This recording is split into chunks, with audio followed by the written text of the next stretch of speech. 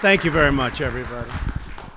Thank you very much. This is an incredible time for our country. I would say that our economy, and many of you know that very well, is doing better than it ever has done. Our employment numbers are the best that they've been, perhaps ever, but certainly in recorded history. Reports just came out, best in 44 years.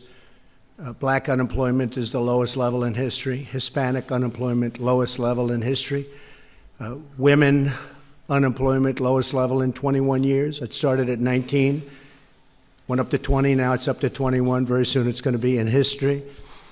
We're doing numbers like we've never seen, and we have some of the great industry leaders here today who I'm going to be introducing in a little while, quickly, and they're going to do so much with NASA and so many of the great things we're doing, but they understand full well what's happening. We've never seen a period of time like this. The whole world is looking up to the United States, and the United States is respected again. There was a period of time we were not so respected, not so long ago. The United States is respected again. If I might, I just wanted to make a brief statement on immigration and what's happening. And I'll say it very honestly, and I'll say it very straight. Immigration is the fault in all of the problems that we're having, because we cannot get them to sign legislation. We cannot get them even to the negotiating table. And I say it's very strongly the Democrats' fault. They're they're really obstructionist, and they are obstructing. The United States will not be a migrant camp, and it will not be a refugee-holding facility. It won't be. You look at what's happening in Europe, you look at what's happening in other places, we can't allow that to happen to the United States, not on my watch. For the rest of the world, you look at everything that's taking place. Pick up your newspapers this morning, and you see. We want safety and we want security for our country. If the Democrats would sit down instead of obstructing, we could have something done very quickly. Good for the children, good for the country, good for the world. It could take place quickly. We could have an immigration bill. We could have child separation. We're stuck with these horrible laws. They're horrible laws. What's happening is so sad, and it can be taken care of quickly, beautifully, and we'll have safety. This could really be something very special. It could be something maybe even for the world to watch, just like they're watching our great economy, how it's soaring. They could watch this. We have the worst immigration laws in the entire world. Nobody has such sad, such bad, and actually in many cases, such horrible and tough. You see about child separation. You see what's going on there. But just remember, a country without borders is not a country at all. We need borders. We need security. We need safety. We have to take care of our people. You take a look at the death and destruction that's been caused by people coming into this country without going through a process. We want a merit-based immigration system so that Boeing and Lockheed and all of the people, Grumman, all of the people that are here today, the heads of every company, so that you can hire people on a merit base. You know they're coming in. They're people that came on merit, not based on a lottery or not people that snuck across the border. And they could be murderers and thieves and so much else. So we want a safe country, and it starts with the borders, and that's the way it is. Now I'd like to, thank you. Thank you. And again, we can do this very quickly if the Democrats come to the table. Everybody wants to do it. We want to do it more than they do. If they come to the table, instead of playing politics, we can do it very, very quickly. So welcome to the third meeting of the National Space Council. I want to begin by recognizing our great Vice President, Mike Pence, who's been so involved. And Mike, I want to thank you for the incredible commitment to American leadership in space. I also want to thank Secretary Wilbur Ross, Secretary Elaine Chao, Director Mulvaney, Director Coates, Administrator Bridenstine, and congratulations wherever you are. Where is he? Where is he? Congratulations. You better do a good job. I'll say you're fired in 2 minutes.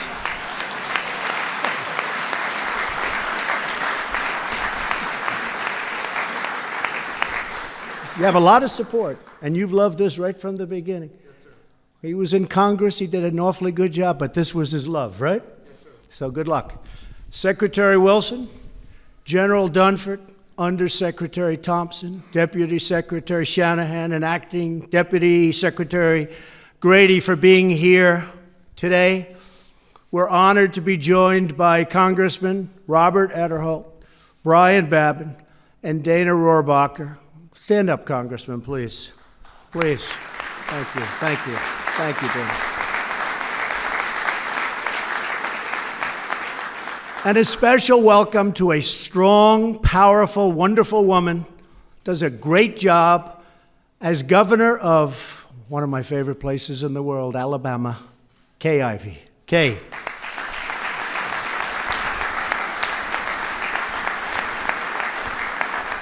Am I doing okay in Alabama? I better do okay in Alabama. We love Alabama. I also want to recognize 3 true American heroes. The first woman to command a space shuttle, the great Eileen Collins. Stand up, Eileen. Great job. Great job. It's a lot of time in space. Along with legendary Apollo astronauts Jack Schmitt and Buzz Aldrin. Buzz has been a friend of mine for a long time. Jack, thank you very much. Thank you. Great. And I also have a list of some of the CEOs and chairmen and presidents of these incredible companies. Wes Bush, CEO of Northrop Grumman. Where's Wes? Wes, thank you. Thank you very much. Thank you, Wes. Gwen Shortwell. Gwen, stand up, Gwen. She'll end up running for office soon, see? Bob Smith, CEO of Blue Origin, who's very active. Thank you, Bob. I hear you're doing a great job. President and CEO, United Launch Alliance. That's a combination of Boeing and Lockheed on the Space Launch System, SLS. I don't like when Boeing and Lockheed get together because the pricing only goes up, but that's okay in this case. I don't know. I don't love that stuff. We're going to have to talk about that. You're joining those 2 companies. Oh boy, look at Dennis. Dennis is so happy. I don't like that stuff, Mike. Marilyn Hewson, who has done a fantastic job at Lockheed Martin. Marilyn? Marilyn? You have done. What do you think of that merger for the space launch? What do you think? Look at them, they're sitting together. Oh, Boeing. Oh, it's no wonder we don't get the pricing we want, huh? Dennis Muhlenberg, a friend of mine, a great guy, the head of Boeing, and boy, have you done a good job on all fronts, commercial, military, both of you. What a job you've both done. Thank you. Stay apart. Stay apart. Don't get together. Stay apart. And, you know, just a great group of other executives are here from the top companies, and it's patriots like you that are the reason why America was first in flight, first to the moon, and why America will always be first in space. You know, before I got here, it wasn't looking so good.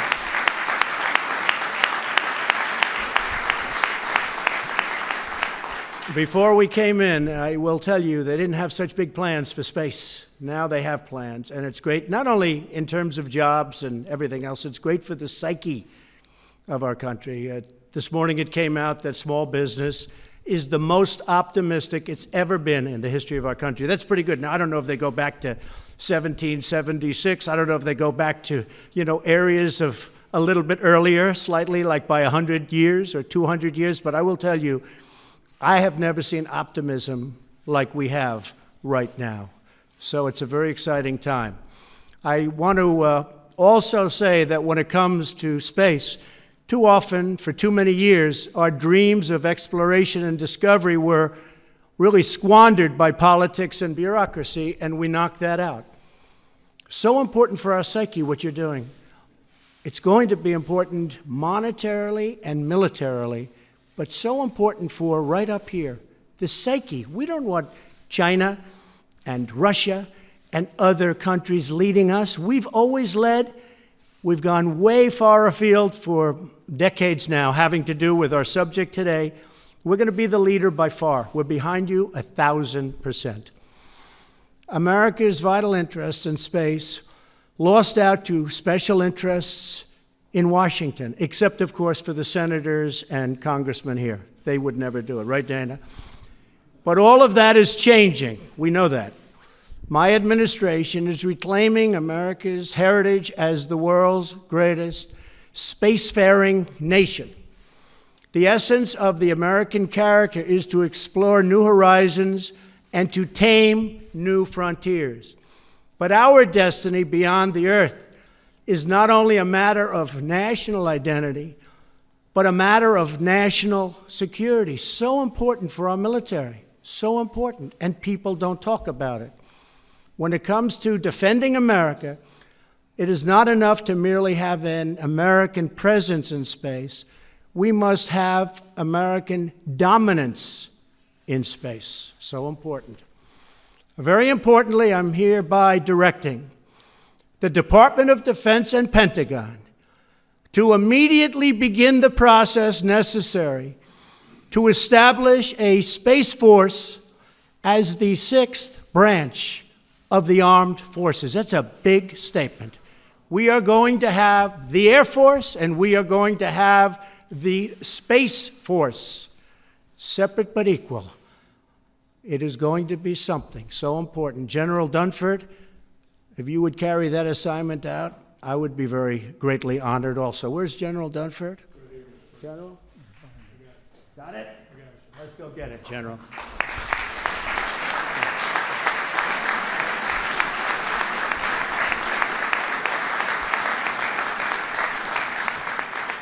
But that's the importance that we give it. We're going to have the Space Force. 1 year ago, I revived the National Space Council and put exactly the right man in charge, and that's our friend, Mike Pence. Feels very strongly about this. And in December, I signed a historic directive that will return Americans to the moon for the first time since 1972, if you can believe that.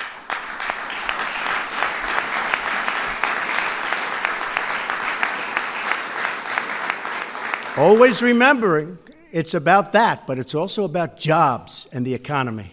This is a great thing we're doing. This time we will do more than plant our flag and leave our footprints. We will establish a long-term presence, expand our economy, and build the foundation for an eventual mission to Mars, which is actually going to happen very quickly. And, you know, I've always said that rich guys seem to like rockets. So all of those rich guys that are dying for our real estate to launch their rockets, we won't charge you too much. Just go ahead. If you beat us to Mars, we'll be very happy, and you'll be even more famous. But they do like, explain that. Where's Eric? They do like rockets for some reason, huh? They like those rockets. But you know what? As long as it's an American rich person, that's good, okay? They can beat us. We'll save a little money and they can beat us, and we're taking full credit for it. Don't worry about it. But we'll be setting aggressive timelines, challenging old ways of doing business, and we will be expecting real results. And we are making our incredible facilities, okay, available to these people that have been doing so incredibly by themselves on rocketry. So you're invited. The rent won't be high. I am instructing my administration to embrace the budding commercial space industry. We are modernizing out-of-date space regulations. They're way out of date. They haven't been changed in many, many years. And today we're taking one more step to unleash the power of American ingenuity. In a few moments, I will sign a new directive to federal departments and agencies. They will work together with American industry to implement a state-of-the-art framework for space traffic management. But don't let it get too out of control, please. We know about what's going on with a lot of other rules and regulations. By the way, we've set the all-time record in history of this country in cutting regulation. So when I hear about that, I get a little bit tenuous. Be careful. Don't get too carried away. But we've cut more regulations than any administration, whether it's 4 years, 8 years, or 16 years in one case. We've cut more regulations than any other president in history. And I actually think that, along with the massive tax cuts, I think that the regulation cutting may have even had more of an impact on the economy. It's been incredible. We have regulation. We have a lot of regulation. We have good regulation. But you don't need 20 years to get rejected from building a highway. We can reject you in 2 years or 1 year. We have it down from 17 years down to 2. We expect to get it down to 1. And if it's not good, we're going to reject. But it's going to be a fast rejection. You're not going to go an entire lifetime only to find it's not going to be built. 2 previous administrations tried and failed to develop a system to deal with congested conditions in orbit. We are finally going to get it done. It's going to happen fast. 1 year from now, our nation will mark an important milestone in human history. Half a century since Americans first stepped off the Eagle and onto the moon. That was a big day, right? In that magnificent moment, the American astronaut embodied the incredible spirit of America, the confidence of a cowboy, the skill of a fighter pilot, the ambition of a scientist, and the courage of a true, brilliant, tough warrior. They bounded fearlessly into the unknown to be there first. They did the impossible because they knew that together there is absolutely nothing Americans can't do. When we get together, there's nobody even close. Now we are ready to begin the next great chapter of American space exploration. This is a very important day. This is a very important gathering. A new generation of young people seeks to challenge, really challenge hard, to get their talent and their skill to work. And now we're giving them a forum and a platform from which they can put that genius to work. Legions of welders and metalworkers, scientists and engineers stand ready to build a powerful new rocket and gleaming new spaceships, and that goes with all of the other things that we're building in our country. Our nation of pioneers still yearns to conquer the unknown, because we are Americans and the future belongs totally to us. Once more, we will launch intrepid souls blazing through the sky and soaring into the heavens. Once more, we will summon the American spirit to tame the next great American frontier. And once more, we will proudly lead humanity. And that's what it is. It's humanity beyond the earth and into those forbidden skies, but they will not be forbidden for long. You're very important people. You have a great contribution. What you're doing has been incredible, but it will be even more incredible, far more incredible, because we are giving you a platform the likes of which nobody has ever been given before. I am a big believer. You will go out there and you will take that frontier, which is largely unknown by man or woman, and you will learn everything there is to know about it. And what you're doing is so important. Remember, economically, militarily, scientifically, in every way, there's no place like space. good luck. General Dunford and the Joint Chiefs, I want to wish you a lot of luck with Space Force, but that shows how important it is. Congratulations on your tremendous success, but you're going to have far more success right now. Thank you very much. Thank you. Thank you. Thank you, Mark.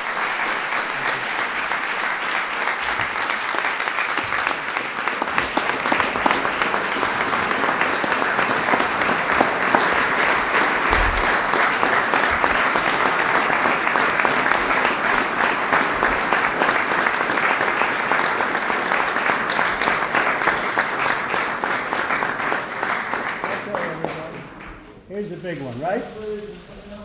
Would anybody like me not to sign this? Is there anybody in this room? They would be in big trouble, I think.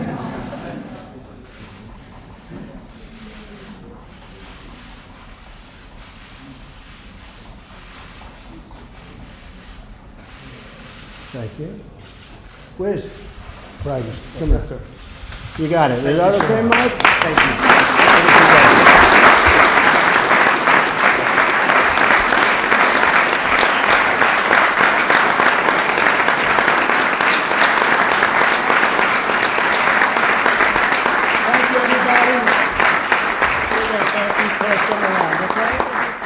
Thank you very much, everybody. Congratulations. Great day. Thank you.